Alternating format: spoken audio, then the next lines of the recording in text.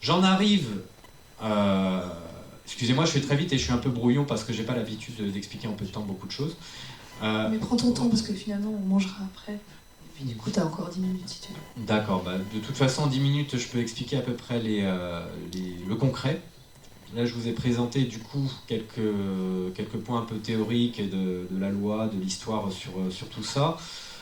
Bon, en vérité le texte est le texte. La réalité concrète pour l'ensemble d'entre nous, c'est de faire quelque chose. Alors il y a plusieurs, on va parler tout à l'heure de beaucoup d'initiatives, de choses qui se proposent. Moi j'ai proposé et défendu différents aspects. D'abord, quand on est un petit peu logique dans le fait de se révolter, ce sont des mobilisations populaires qu'on va retrouver dans la rue. C'est bien une minorité agissante qui est censée créer un effet de levier pour que d'autres nous rejoignent et puis qu'on commence à entrer dans un vrai contexte de grève générale, de mobilisation populaire qui soit forte. Bon, pour créer cet effet de levier, il faut déjà qu'il y ait une minorité agissante qui, forte de sa colère et de son éveil sur certaines considérations, se mobilise aux bons endroits pour appeler l'ensemble des citoyens à se réveiller. Quand on parle de se mobiliser dans la rue, je suis l'un des rares qui dit qu'on ne doit pas aller, quand on va à Paris par exemple, se mobiliser sur la place de la République ou place de la Bastille. C'est là qu'aiment bien les manifester parisiens en général. Non, on doit aller manifester devant les médias. C'est eux qui nous censurent, c'est eux qui font la propagande du gouvernement. Et on les paye en plus quand ce sont des médias publics ou subventionnés. Ce sont nos médias à nous, ce sont nos outils pour pouvoir informer le peuple. Pour l'instant, il s'agit de désinformer le peuple avec des journalistes qui sont collabos, très clairement. Mais si on est plusieurs milliers de personnes devant n'importe quel bâtiment de médias publics, moi je les connais bien à Paris puisqu'on n'a pas arrêté de les emmerder, il faut voir que les places qui sont devant les médias publics ou privés, qu'elles soient en province ou en France, c'est pas des grandes places. Donc avec quelques milliers de personnes, vous avez un effet de masse qui est réel. Et faites chanter la Marseillaise à 2000, 3000 gars bien énervés devant un média, vous pouvez être sûr que les journalistes, quand bien même ils voudraient nous censurer, ils commencent à s'inquiéter. Parce que ça fait du bruit. Et surtout, ils se disent, si jamais ils pénètrent dans nos studios, on ne pourra pas gérer 3000, 4000, 5000 personnes. Il vaut mieux leur donner la parole 5 minutes et peut-être qu'ils nous foutront la paix et se casseront. Donc il faut avoir conscience que nous avons affaire, du point de vue de notre oligarchie politico-médiatique, à des gens qui sont comme nous. Ils ont une capacité à subir le stress qui est réelle. Je veux dire, si vous avez 3000 personnes devant chez vous, devant votre domicile, et que vous en avez un qui dit on veut vous envoyer un représentant pour discuter avec vous pacifiquement, bon, vous préférez aller discuter avec le représentant pour vous dire moi je suis sûr que les 3000 ne rentrent pas chez moi. Ben, c'est pareil pour eux. Ils auront l'envie de pouvoir essayer de débunker le problème en disant on va recevoir quelqu'un plutôt que de continuer à les censurer alors qu'ils sont plusieurs milliers devant chez nous. Autre chose, par rapport aux mobilisations populaires, parce que ça j'y crois, hein, ça se passe dans la rue, il faut arrêter de croire que ça se joue sur des tas d'initiatives qui peuvent se faire dont je vais parler, mais ça se joue au final toujours dans la rue à la fin. Quand on manifeste, souvent ce que va tenter de faire le gouvernement, c'est de nous discréditer en envoyant des petites milices ou des individus malveillants qui vont foutre le bordel. On voit par exemple là, les Black Blocs en ce moment qui arrivent pas mal, qui sont notamment financés par une organisation d'un type qui s'appelle George Soros, les Antifa, enfin tous ces groupuscules-là qui sont des contre-révolutionnaires, qui sont plutôt violents. Et effectivement, ça permet aux journalistes de dire, regardez, ces gens qui manifestent, ils ne sont pas sérieux, ils n'ont pas d'idéaux politiques à revendiquer, ce sont juste des casseurs, ils ne sont pas crédibles. Bon. Il faut savoir que ça sera toujours trollé, une manifestation que l'on organise et qui a un peu de succès. Donc il faut toujours avoir l'idée en tête que, il faut être ferme avec les trolls, il faut les évincer, les gens qui sont totalement bourrés, il y en a beaucoup dans les manifestations, les gens qui sont dans un esprit de violence, il faut les remettre aux autorités. En France, on déclare une manifestation, non pas une autorisation, on déclare un lieu de manifestation. La police, pour pouvoir assurer la circulation, on détache des policiers pour donc assurer la circulation, mais aussi veiller à la sûreté des manifestants. À la base, c'est pas pour nous bloquer, c'est pour nous aider limite. Donc il faut remettre ces gens-là aux policiers. Il ne faut pas hésiter à leur casser les pieds aussi, parce que ces gens, les policiers ou les militaires qui sont détachés, que ce soit dans la rue là, pour faire du vigipirate, du sentinelle ou pour gérer des manifestations, ils ont peut-être un devoir de réserve qui n'est pas tout à fait vrai, mais disons qu'ils ont peut-être une difficulté à pouvoir faire valoir leurs opinions politiques librement. Mais par contre, si on leur parle de nos opinions politiques, ils n'ont pas d'autre chose à faire qu'écouter. S'ils sont détachés sur un événement, il faut les pourrir. Hein. C'est le régalien, c'est notre meilleur allié. C'est quand même le régalien, donc l'armée, la police, la justice, qui sont les institutions cibles qui protègent actuellement encore l'État de sa démolition. Alors, par exemple, on parle de fédéraliser l'Union européenne. Ça signifierait que nous aurions une armée commune et notre bombe nucléaire, notre arsenal nucléaire, serait géré en commun. Je ne sais pas si vous êtes d'accord avec l'idée que la Pologne se frite avec la Russie et demande à utiliser notre arme nucléaire contre la Russie parce qu'on serait du coup une super fédération européenne. Non, nos intérêts, c'est d'avoir une armée indépendante, qui est donc le régalien, qui nous protège. Et pourquoi je dis qu'il faut se rapprocher du régalien et les saouler? Parce que c'est eux, par leur prise de conscience, qui empêcheront le gouvernement d'aller trop loin. Donc dans les manifestations que l'on peut organiser, discuter avec les policiers et les gendarmes, ne pas hésiter à même organiser des manifestations, je dirais, aux abords des régiments. C'est une façon aussi de tracter les militaires, d'aller les voir là, quand ils patrouillent dans la rue, leur donner des tracts. C'est des choses que je fais assez souvent parce que je sais pertinemment que ce sont les institutions les plus sensibles. S'asseoir, quand on est en statique et qu'on fait une manifestation, la meilleure façon de faire voir à des policiers qui seraient tentés d'abuser de la force sur consigne du préfet, eh ben, c'est d'être plus pacifique qu'eux si on est assis. On n'est manifestement pas en train de créer du trouble. Donc ce sont des petites choses simples, parce que j'entends beaucoup, j'ai entendu énormément de gens me dire ça sert à rien de se mobiliser, on va se faire taper dessus. Enfin, j'ai entendu tellement de gens me dire n'y allons pas, j'ai peur, que je voudrais rassurer. J'ai organisé beaucoup de manifestations et ça s'est toujours bien passé. Les policiers ne sont pas là pour nous pourrir, ne sont pas là pour nous taper. Par contre, effectivement, il y a des petites choses que l'on peut faire. Ça, c'est le point de vue, on va dire, que l'on connaît le mieux. Se mobiliser du point de vue physique, être là, et je maintiens qu'il faut que nous soyons là, que nous n'ayons pas peur d'aller organiser des manifs devant les médias. Il y a des choses beaucoup plus symboliques. Je décroche des drapeaux européens pour plusieurs raisons. D'abord, dans toutes les révolutions, vous pouvez chercher, le démantèlement de l'Union soviétique, des drapeaux soviétiques étaient arrachés et brûlés. Lorsqu'il y avait la résistance en France contre les nazis, en France comme en Grèce, comme ailleurs, on décrochait des drapeaux nazis et on les brûlait. Quand il y a des dictateurs qui tombent, souvent on voit leurs statues qui sont déboulonnées et qui se fracassent. Le sens des symboles, la portée des symboles est très important, parce que quand on n'a pas forcément une éducation politique forte sur tous les sujets, qu'on n'est pas tout à fait capable de mettre des noms sur des problèmes de système qui nous oppressent, en général, il suffit de se rattacher à un symbole, de dire « Ah oui, vous voyez le drapeau européen, là, derrière, c'est toute l'usine à gaz européenne. J'y comprends rien, j'ai jamais lu les traités, mais je sais que ça nous pourrit. » Vous pouvez demander à n'importe quelle Française qui pense de l'Union européenne. L'écrasante majorité n'y comprend que dalle. Mais par contre, ils ont tous bien conscience qu'on se fait pourrir avec ça. Donc c'est aussi à ça que ça sert les symboles. C'est-à-dire que là où on n'est pas capable d'expliquer précisément ce qui nous oppresse, derrière un symbole, on peut voir la marque de la tyrannie. Il se trouve qu'en plus, on a une petite chance avec le drapeau européen. Il n'a pas été reconnu ni dans les traités, ni dans la Constitution. Notre seul drapeau, c'est le drapeau tricolore.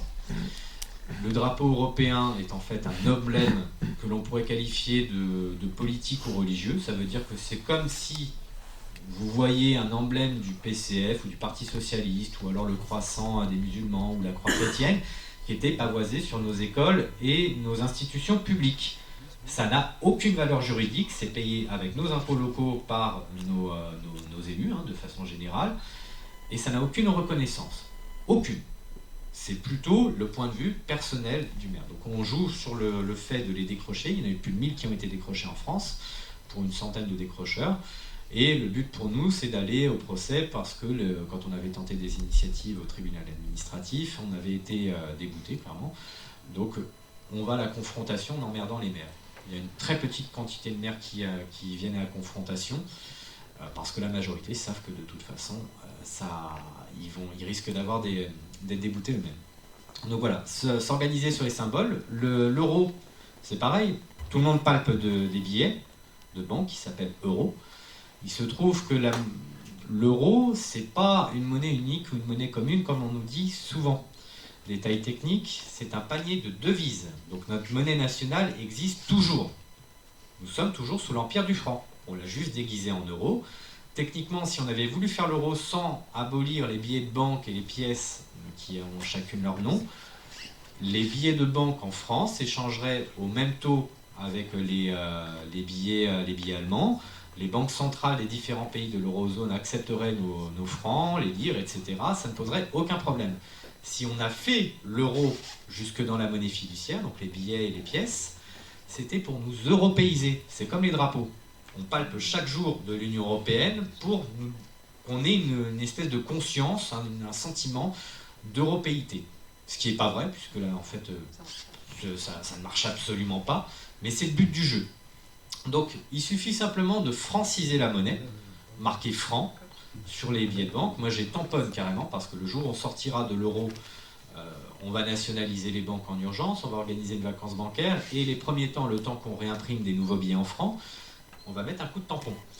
Or, comme le gouvernement ne fait pas ce qu'il est censé faire pour nous protéger, ne serait-ce qu'économiquement, on peut tout à fait être un peuple un peu administratif qui reprend la procédure qu'il aura à prendre en disant on va faire ce que ne fait pas le gouvernement, on tamponne nos billets de banque du sceau franc. Ça a un avantage, c'est qu'on ne défend aucun parti politique, on n'est pas en train de dire le système bancaire est pourri, on le dénonce, ou on n'est pas en train de revendiquer quoi que ce soit, on dit juste ici c'est chez moi.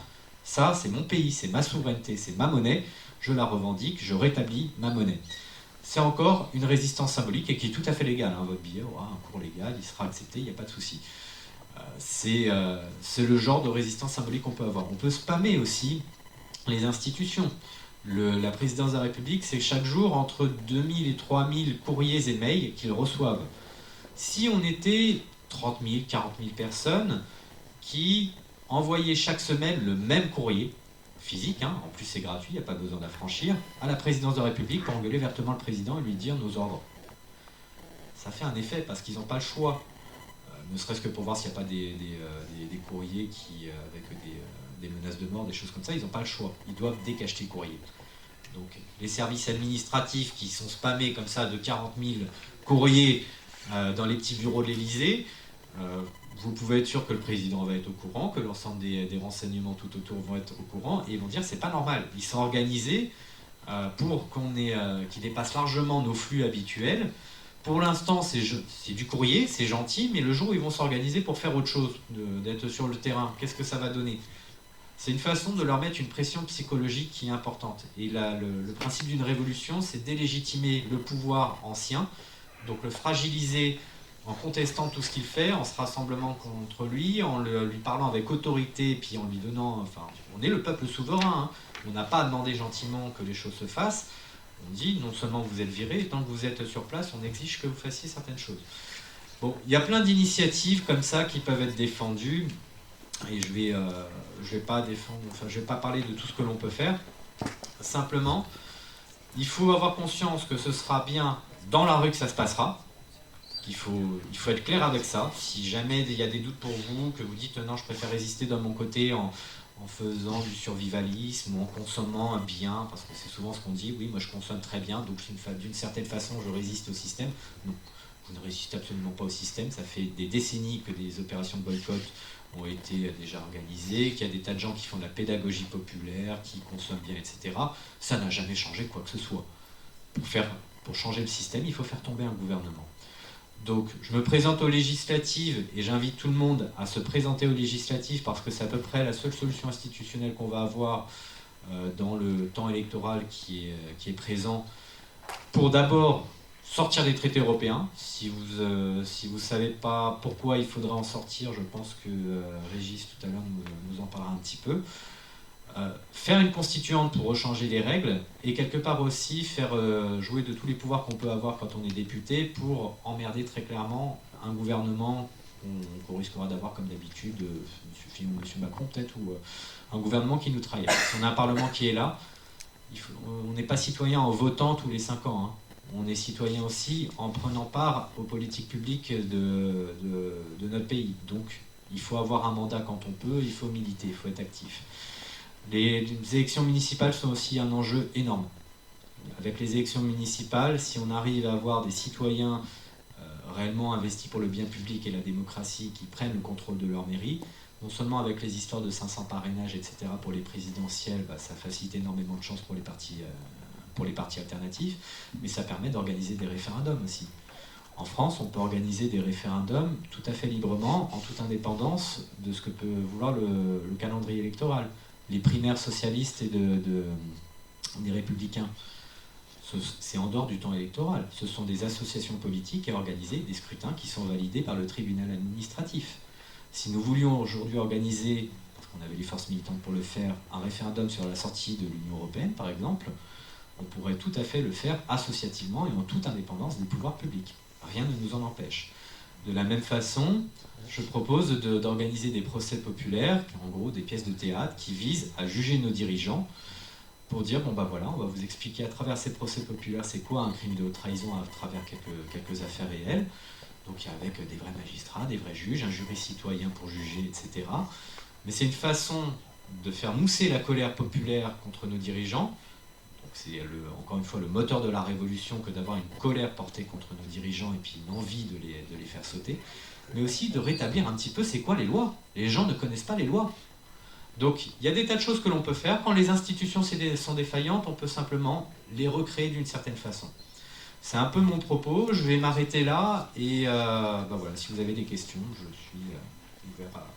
Alors moi, il y a beaucoup de choses que tu m'inspires avec tous tes propos. J'aimerais bien que tu nous fasses une liste de toutes les actions que tu as faites, que tu proposes, de choses assez simples à mettre en place. Et puis j'aimerais aussi que tu nous expliques comment on se présente aux législatives, pour tous ceux qui sont dans la salle. Alors, j'ai commencé par le militantisme dans un parti politique. En fait, mon histoire personnelle démarre d'abord par un intérêt sur... je suis un décroissant, je suis un écolo. Et je ne comprenais pas comment le système économique était bâti pour nous inciter à gaspiller constamment, à faire du libre-échange, à aller chercher très loin ce qu'on peut faire à proximité. Enfin, il y avait quelque chose de complètement fou, surtout au vu des enjeux des matières premières. Donc ça m'a obligé à m'intéresser à l'Union européenne qui donne le cadre économique dans lequel nous sommes enfermés. Et en m'informant sur tout ça, j'ai découvert un parti à l'époque qui s'appelait donc l'UPR, qui milite contre la sortie des traités européens. Je me suis engagé sur cette voie-là. J'ai vite compris comment ça fonctionnait les partis politiques grâce à eux, d'une certaine façon. Je m'en suis vite retiré. Je me suis dit peut-être qu'un autre petit parti politique plus à gauche, il y a plus de culture militante. J'ai été au Pardem, pas plus. Donc le Pardem, c'est la même chose que l'UPR, mais version gauche, on va dire. Et après, j'ai arrêté avec les partis politiques. Je suis devenu indépendant. J'ai lancé la révolte monétaire, qui est donc ce dont je vous parlais très très brièvement avec le fait de franciser les billets de banque. Donc j'ai créé des tampons pour pouvoir les tamponner, plus tout un protocole derrière. J'ai ensuite commencé avec la révolte sur les drapeaux européens, donc on en a décroché pas mal. Il y a les conférences, il y a les manifestations devant les médias que j'ai organisées, il y a à peu près tout ce que je vous ai dit tout à l'heure, c'est à peu près ce que j'ai fait. Là actuellement, je suis plus dans le fait d'organiser des tribunaux populaires, donc ce dont je vous parlais, là, sous forme théâtralisée. Et puisqu'on a un calendrier électoral qui nous est favorable pour le moment, j'essaie de jouer avec la France insoumise, mais j'attends leur réponse définitive pour être investi dans mon département, donc dans les Yvelines. Très clairement, je déconseille à quiconque de jouer en indépendant. Les partis politiques sont là pour nous diviser, c'est anti-laïque. Très clairement, je suis très hostile aux partis politiques, ils sont là pour nous diviser. Et c'est très religieux. La laïcité a été conçue dans sa philosophie pour dire les religions, finalement, chacun chez soi, on ne nous emmerde pas avec ça, pas dans la loi, mais en vérité, on n'a pas pensé du tout aux partis qui sont là pour diviser les Français, alors que le peuple est un et indivisible. Donc, même si on ne les aime pas, même si on a beaucoup de pensées négatives, il y a de quoi, quand on regarde un petit peu l'historique de ce qu'ils font, en général, à nous trahir. Rejoindre un parti politique, c'est rejoindre une association qui est structurée pour investir des candidats, qui a les moyens de financement et au militantisme. Et peu importe que l'on soit élu sous le cadre d'une étiquette politique, un député est député du peuple. Aucune influence partisane ou autre ne doit l'empêcher de voter en fonction de ce qu'il considéra comme dans l'intérêt du peuple. Donc même si je devais être élu, par exemple, dans le cas de la France insoumise, et que, par exemple, ils discutent beaucoup d'un plan A et un plan B, moi, ma campagne électorale, je ne vais pas parler d'un plan A et un plan B, je vais parler d'un seul plan, qui est de dire qu'on sort des traités européens et on organise un référendum. Si nous avons 200 députés au Parlement qui viennent de la population civile, des vrais citoyens, des gens engagés, qui ne sont pas là pour faire carrière, qui disent la seule chose que l'on promet, c'est d'organiser un référendum, parce que c'est par la Constitution, l'article 11 très exactement, les députés ont la possibilité, sur remise d'une pétition de 4 000, d'un dixième de l'électorat, d'organiser un référendum. Si les députés s'engagent qu'à ça, de dire si au-delà de tout ce qu'on pourra discuter, des lois, des trucs comme ça, nous ce qu'on veut c'est redonner la main au peuple. C'est déjà une chose énorme de pouvoir se dire que le Parlement en fait se dessaisit de son pouvoir de dire finalement de faire lui-même les lois. Non, il va dire au peuple directement, non, c'est vous qui allez voter, c'est vous qui allez décider. Il nous faut 200 députés qui y croient, qui ont la foi, ça démarre maintenant, hein, les élections présidentielles, on va nous parler que de ça dans les médias, ce qui va permettre de ne pas parler des législatives, qui sont quand même une institution beaucoup plus facile à attraper pour les citoyens. Donc vous pouvez faire les procédures en indépendant si vous voulez, si vous avez quelques milliers d'euros dans votre épargne pour pouvoir défendre votre candidature, il faut imprimer les bulletins de vote, c'est pour ça que ça coûte cher, hein. Il faut imprimer les bulletins de vote, il faut acheter les enveloppes, il faut aller dans toute votre circonscription pour se bouger, pour présenter, faire des réunions publiques, donner des tracts. Voilà. Ça coûte cher une campagne électorale. Il faut avoir une petite équipe avec soi, mais que l'on fasse ça en indépendant ou pas, moi ce que j'invite en fait, j'ai déjà des contacts avec beaucoup de gens dans différents partis politiques en disant, nous ce qu'on devrait faire, c'est s'engager pour 5 ans, pas pour 10 ans. On ne renouvelle pas notre mandat, parce que sinon on ne va pas être crédible. Donc on parle de rester que 5 ans. 2, on propose tout de suite d'organiser le référendum sur la sortie des traités européens et de l'OTAN. 3, je pense qu'on doit rétablir le crime d'indignité nationale parce que c'est quelque chose qui n'est jamais défendu et je crois sincèrement que quand on nous a trahis avec les différents traités comme le traité de Lisbonne, le MES dont on parle moins, le TSCG, etc., ça mérite quand même que ces politiciens-là soient châtiés d'une façon ou d'une autre. On ne peut pas laisser une impunité à tous ces désordres moraux. Et enfin, dans tous nos réseaux, pour ceux qui nous découvrent un petit peu, sur Internet, ce million de citoyens dont je parle, qui sont très intéressés, très vigilants, ne parlent que d'une chose, c'est de la constituante. On a bien compris que si les règles en démocratie, si les règles constitutionnelles actuelles n'ont pas empêché à une oligarchie de se recomposer après que De Gaulle soit parti, très clairement, c'est parce qu'il y avait des manques dans notre constitution qui étaient vraiment importants. On n'a pas de référendum pour évoquer un dirigeant qui nous a trahis, on n'a pas de démocratie directe à proprement parler, on n'a pas de levier de contrôle pour avoir ne serait-ce qu'une justice bien séparée, par exemple. Donc il faut refaire une constitution. Donc si on s'engage ne serait-ce que sur ces points-là, je pense que quelque part, on aura de quoi mobiliser quand même quelques citoyens derrière nous, parce qu'en fait, on n'est pas en train de les diviser sur des questions économiques, sociales, sociétales, ou des choses comme ça sur lesquelles on peut ne pas être d'accord. Mais on est en train juste de leur dire, non, on récupère juste notre État, notre indépendance, on redéfinit les règles, et puis on punit ceux qui nous ont trahis. Et ça, pour moi, je pense que c'est ce qu'on devrait défendre pour ceux qui sont prêts à partir au turbin pour les législatives.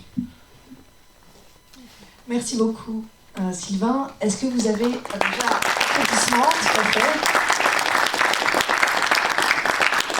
Avant d'aller manger, est-ce que vous avez des questions à poser à nos intervenants? C'est une question organisationnelle. J'ai l'impression que c'était très riche, qu'on est même un peu frustré que certains n'aient pas pu aller plus loin avec du matériel qu'ils ont. Et je trouverais très important qu'on puisse jouir de votre richesse, c'est-à-dire que je pense que ce serait bien de faire circuler une liste d'emails des gens de la salle, et puis que, si possible, chacun puisse donner des références, des liens, de façon à ce qu'on puisse aller un petit peu plus loin dans la recherche. Moi, je trouverais un petit peu dynamique tout ça. Hein? Ouais. Publié dans le journal.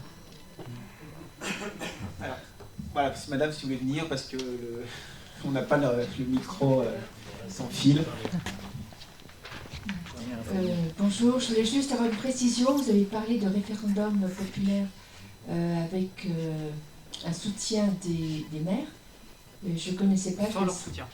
Non, mais si j'ai compris qu'il peut y avoir un certain nombre de maires qui soutenaient le référendum populaire, non? Oui.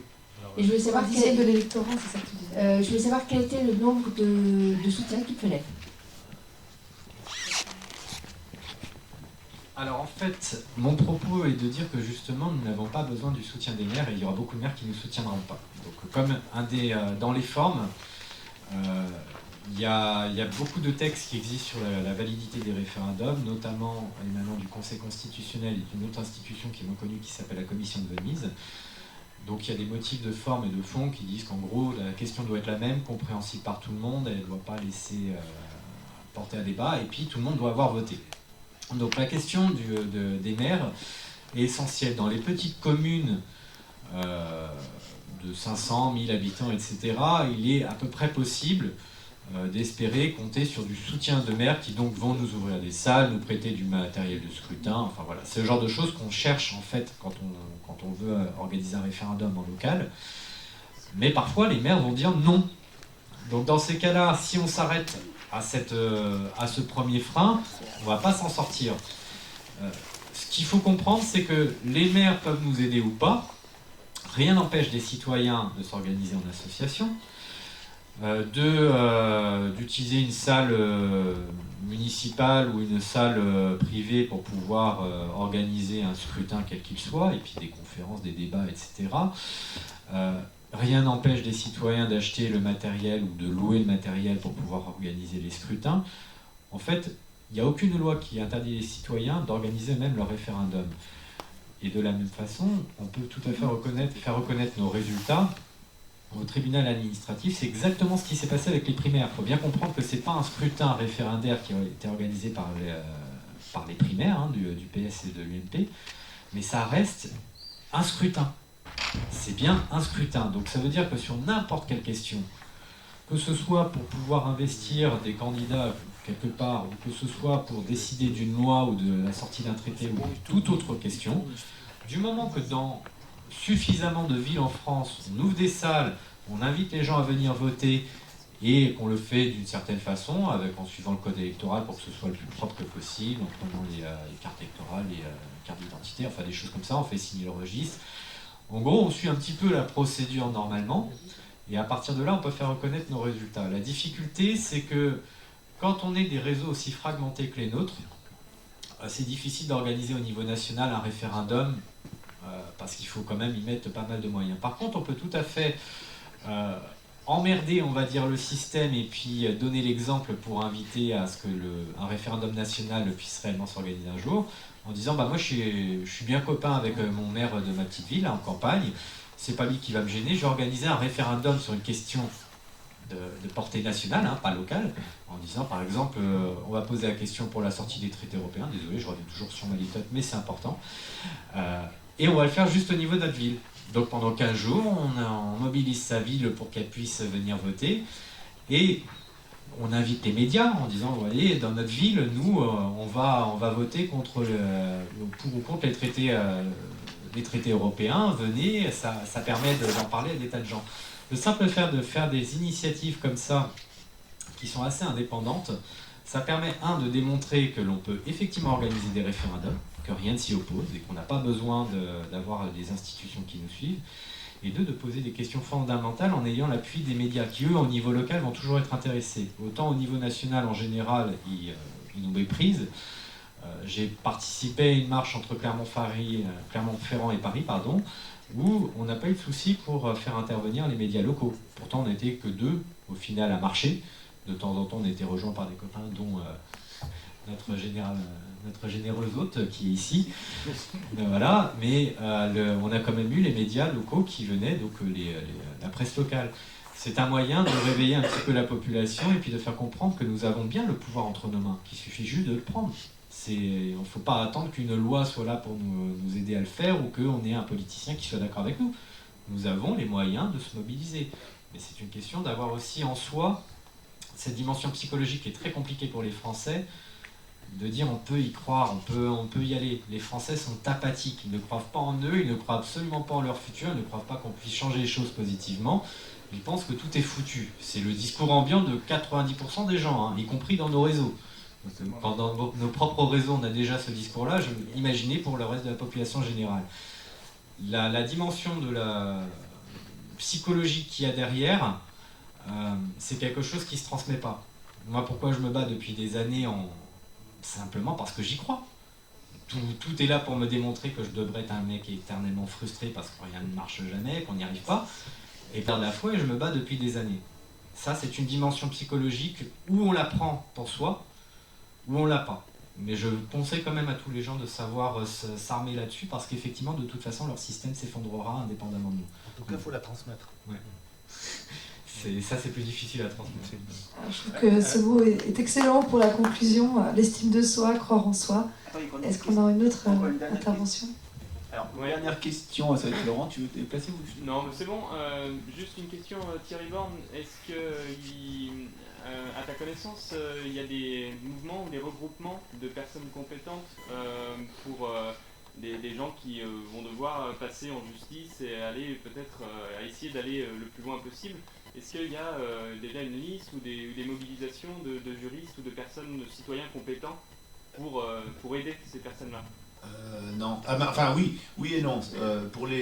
Si, il y a François d'Angléan qui a créé une association pour Sébastien, c'est le nom, c'est Commission d'enquête pour la justice. Voilà, commission d'enquête pour la justice. Donc ça, c'est la seule personne qui a fait quelque chose à ce niveau-là. Après, pour les entrepreneurs, il y a différentes choses quand même. Il y a Thales, c'est une association aussi. Alors ils ont fait quelque chose de très fort parce que leur combat principal, c'est contre le RSI. Et en fait, ce qu'ils ont fait de très bien, c'est que le RSI a oublié de racheter la propriété du nom RSI, et lui, il l'a racheté. Ce qui fait que chaque fois qu'il va au tribunal, ils disent le RSI, je suis là, c'est moi, mais j'ai pas déposé plainte. Donc c'est très bien. Et il y a 2-3 groupements comme ça. À part ça, il n'y a pas grand-chose. Mais François d'Angléan fait quelque chose je l'ai encore vu comment cette semaine, et on va encore avancer là-dessus.